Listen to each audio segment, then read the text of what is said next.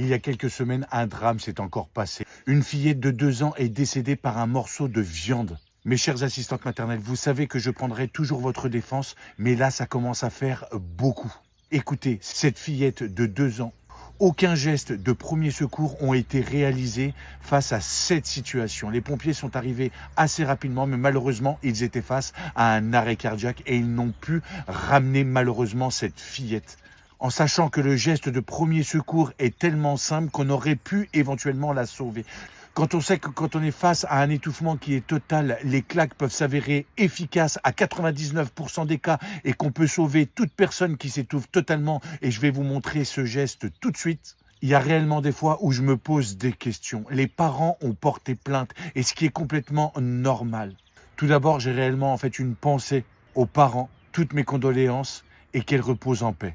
Vous êtes face à un étouffement qui est total. La première chose qu'il faudra faire, c'est de regarder si vous n'avez pas la visibilité sur le corps étranger. Bien sûr, si vous avez la visibilité, vous pouvez le retirer avec vos doigts. Si vous n'avez pas la visibilité sur le corps étranger, eh bien là, il va falloir procéder au geste qui sauve. Et le geste qui sauve, c'est les claques entre les omoplates. Plus la tête sera basse de votre enfant, plus le corps étranger sortira facilement. Et grâce au talon de la paume de votre main ouverte, vous allez venir administrer des claque de façon vigoureuse ou sèche pour faire tousser votre enfant.